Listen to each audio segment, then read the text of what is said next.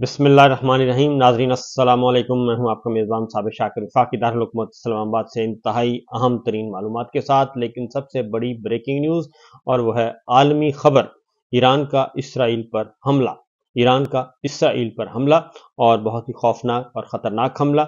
आलमी ज़राए अबलाग इसको रिपोर्ट कर रहे हैं, और पिछले 24 घंटों में ये talk of the world, talk of the town नहीं बल्कि टॉक ऑफ द वर्ल्ड जो है वो स्टोरी है। और सबकी नज़रें इस वक्त इसराइल और ईरान पर लगी हुई हैं, क्योंकि ये बहुत बड़ी जंग छिड़ सकती है। अगर इसराइल और ईरान के दरमियान ये जंग तूल पकड़ती है तो ये तीसरी आलमी जंग छिड़ जाएगी, और तीसरी आलमी जंग में कोई भी मुल्क ही शायद बचे जो कि इसकी लपेट में नहीं आएगा। ये मिडल ईस्ट को भी अपनी लपेट में लेगा, और वेस्ट को भी अपनी लपेट में लेगा, और साउथ एशिया हमारा रीजन भी इससे महफूज नहीं रह सकेगा। क्योंकि रात गए इसराइल ने इस बात की तस्दीक की कि रात गए जो हैं वो हमले हुए हैं, और इतवार को अलग सुबह यरूशलेम में धमाकों और सायरन बजने की आवाज़ें गूंज रही थीं, और लोग घरों से निकल आए थे। जो घरों में थे वो बाहर निकल रहे थे, और बाहर वाले दूसरी तरफ दौड़ रहे थे, महफूज पनाह गाहों की तलाश में थे। और यरूशलेम जो है वो एक धमाकों से गूंज उठा था।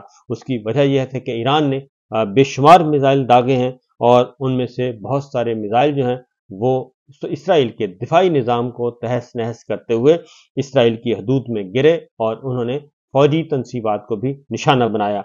सूरत हाल ये है कि जो अब तक रिपोर्ट्स हो रही हैं, खबरें आलमी ज़राए अबलाग के मुताबिक, ईरान ने इसराइल के खिलाफ ड्रोन और मिसाइलों से फिजाई हमला किया है।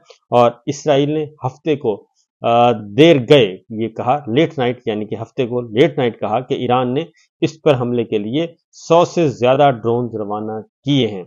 और तहम ईरान ने तस्दीक की कि इसने ड्रोन और बैलिस्टिक मिसाइल फायर किए हैं, और व्हाइट हाउस ने इसराइल की हमायत के लिए अपने आहनी अज़्म का ऐलान भी किया।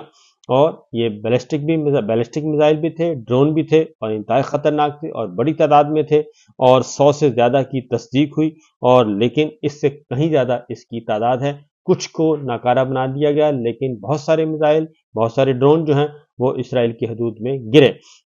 प्रेसिडेंट बाइडन ने अपनी आबाई रियासत में थे, वहां का मुख्तसर दौरा करके काबीना के अरकान और दीगर आला अमरीकी हुकाम से मुलाकात के लिए वो वाशिंगटन वापस आए, और उन्होंने कौमी सलामती की टीम के साथ अमरीका के इत्तेहादी के तौर पर उन्होंने इस सारे सूरत हाल का जायजा लिया, और मुकम्मल तौर पर इसराइल के साथ इजहार यकजहती का इजहार भी किया। बाइडन ने मुलाकात के बाद एक अपने बाकायदा समाजी राब्ते की वेबसाइट पर उन्होंने कहा कि कौमी सलामती की टीम से इसराइल के खिलाफ ईरान के हमलों की अपडेट के लिए मैंने मुलाकात की है। और इस मुलाकात में उन्होंने कहा कि ईरान और इसके प्रॉक्सीज के खतरात के खिलाफ इसराइल की सलामती के लिए हमारा अज़्म जो है वो आहनी है, वो फौलादी है, और हम उससे पीछे नहीं हटेंगे। और यही बात बरतानिया के वजीर आजम ने भी कही है। अमरीकी फौजी ओहदेदारों ने यह बताया कि अमेरिका ने ईरान के कुछ ड्रोन्स को रोक लिया है, ताहम ड्रोन्स की तादाद नहीं बताई गई, और बहुत सारे ड्रोन्स जो हैं वो इसराइल की हदूद में दाखिल हुए। इसराइल की फौज ने इससे पहले 100 से ज्यादा ड्रोन्स फायर किए। फौज ने इससे पहले 100 से ज्यादा ड्रोन फायर किए थे, लेकिन इसका फिजाई दिफाई जवाब देने के लिए तैयार है। उन्होंने कहा कि बैलिस्टिक मिसाइलों का जिक्र नहीं किया, लेकिन हमने कुछ को मार गिराया है, और कुछ जो है वो उन्होंने फौजी तनसीबात को हिट किया है, मामूली नुकसान पहुंचाया है। और ये अभी जरा जी थोड़ा सा मसला साफ होने दें, उसके बाद ये खबर जो है वो आहिस्ता आहिस्ता आएगी। और रॉयटर्स के मुताबिक इसराइल के चैनल 12 ने कहा कि इनमें से कुछ को शाम या उर्दन के ऊपर से गुजरते हुए मार गिराया है। और अमेरिका ने जिस खित्ते में बड़ी फौजी मौजूदगी है, कहा है कि वो इसराइल को गैर तखसीस शुदा फराहम करेगा, गैर तखसीस शुदा मदद फराहम करेगा, यानी बिला रोक टोक। और इस वक्त अमेरिका जो है वो इसराइल के साथ खड़ा है। रूस के सदर प्यूटन ने बिल्कुल अपोजिट बात की है, और उन्होंने मजम्मत की है इसराइल की, और न सिर्फ मजम्मत की है बल्कि उन्होंने कहा है कि तीसरी आलमी जंग छिड़ सकती है। और तीसरी आलमी जंग अगर उन्होंने कहा हुई तो उसमें रूस, चाइना, कोरिया, ईरान एक तरफ होंगे, اور امریکہ، برطانیہ، اسرائیل اور نیٹو ممالک دوسری طرف ہوں گے، اور انہوں نے دنیا سے سوال کیا کہ آپ کس کے ساتھ جانا پسند کریں گے۔ اور ایران کے سرکاری ٹی وی اسرائیل کی فوج کے ترجمان ریئر ایڈمرل ڈینیل ہاگری نے اس سے پہلے انہوں نے کہا کہ ٹیلی ویژن پر خطاب کرتے ہوئے کہا کہ ڈرونز کو اسرائیل تک پہنچنے میں کئی گھنٹے لگیں گے۔ اسرائیلی فوج نے کہا کہ وہ اس بات کی تصدیق نہیں کر سکتی کہ آیا اس نے کسی ڈرون کو روکا ہے یا ان کے اہداف کیا تھے، لیکن میں آپ کو بتا دوں کہ یہ اس کے بعد پھر جو لیٹسٹ ڈیولپمنٹس ہیں وہ بڑی کلیئر ہیں۔ اور ایران کے سرکاری ٹی وی نیٹ ورک نے اتوار کو اطلاع دی کہ اسلامی جمہوریہ کی فوج نے ایرانی سرزمین سے اسرائیل کی طرف درجنوں حملہ آور ڈرون لانچ کیے ہیں، اور اس میں انہوں نے کہا کہ یہ حملہ ایرانی حکام کے بقول اسرائیلی حملے کا بدلہ ہے، جس میں 1 اپریل کو دمشق میں کئی سینئر ایرانی فوجی کمانڈر جو ہے وہ ہلاک ہو گئے تھے۔ اور امریکی ترجمان نے یہ کہا ہے کہ صدر بائیڈن کا موقف واضح ہے کہ اسرائیل کی سلامتی پر ہم کوئی سمجھوتا نہیں کریں گے، اور ترکی جو ہے اس نے حمایت کی ہے ایران کی، اور انہوں نے اسرائیل کی مذمت کی ہے، ایران کی حمایت کی ہے۔ سعودی عرب نے بالکل ابھی وہ خاموش ہے، یوں خاموشی سمجھے، انہوں نے ایک ہلکا پھلکا سا اسٹیٹمنٹ جاری کر کے اپنا فرض ادا کر دیا ہے۔ پاکستان جو ہے وہ بھی سعودی عرب کے ساتھ ہی ہے، اور پاکستان نے تو پہلے بھی کوئی جواب نہیں دیا۔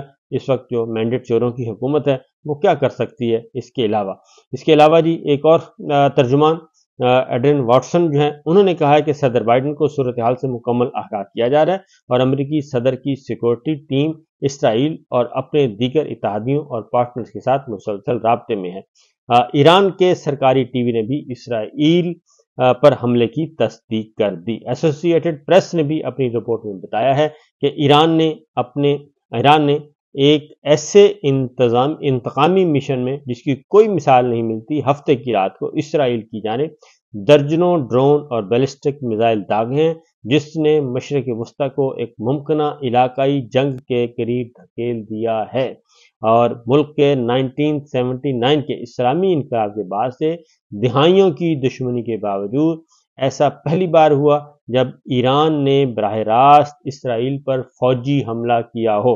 اس سے پہلے آبنائے ہرمز میں اسرائیل کا ایک جہاز جو ہے جو کہ کسی اور ملک کا جھنڈا لگایا ہوا تھا وہ ایران نے اپنے قبضے میں لے لیا تھا، بحری جہاز تھا اور اس کے ساتھ ساتھ امریکی صدر بائیڈن نے جمعے کو انہوں نے خبردار کیا تھا ایران کو کہ وہ کوئی ایسا ایکٹ نہیں کرے، لیکن ایران نے امریکی صدر کے بیان کو ایک طرف رکھتے ہوئے انہوں نے اپنا رد عمل دیا ہے، کیونکہ دمشق میں ان کے سفارت خانے کو تباہ کیا گیا تھا اور اس میں ان کے فوجی کمانڈر جو ہیں وہ اس میں ہلاک ہوئے تھے، جاں بحق ہوئے تھے۔ بائیڈن نے ایک تقریب کے بعد نامہ نگاروں کو بھی بتایا کہ محفوظ معلومات میں جانا نہیں چاہتا، لیکن میری توقع تاخیر کے مقابلے میں ہے کہ ایسا جلد ہونے کی ہے کہ یہ پوچھے جانے پر کہ اسرائیل حملے کرنے سے متعلق ایران کے لیے ان کا کیا پیغام ہے، بائیڈن نے کہا کہ ایسا نہ کریں۔ انہوں نے کہا کہ ہم اسرائیل کے دفاع کے لیے ہم وقف ہیں اور ہم اسرائیل کا ساتھ دیں گے، ہم اسرائیل کے دفاع میں مدد کریں گے اور ایران کو کامیاب نہیں ہونے گے۔ ایران جلد ہی اسرائیل پر حملہ کرنے والا ہے، انہوں نے کہا یہ ہمیں علم تھا، اور پریزیڈنٹ بائیڈن نے کہا کہ ہم نے انہیں منع کرنے کا بھی کہا تھا، لیکن جناب ایران نے ایسی کوئی بھی دباؤ قبول نہیں کیا اور انہوں نے اپنی بات بڑی واضح کر دی اور انہوں نے کر دیا۔ امریکہ نے یہ بھی کہا ہے کہ اس عمل پر بات چیت کے لیے مشرق وسطیٰ میں اپنے اعلیٰ کمانڈر مائیکل کیلر کو اسرائیل بھیجا ہے، اور ایران اسرائیل کے اندر بڑے پیمانے پر انفراسٹرکچر، ہوائی اڈے اور توانائی کے مراکز میں بہت سے اہم مقامات کو نشانے کی صلاحیت رکھتا ہے۔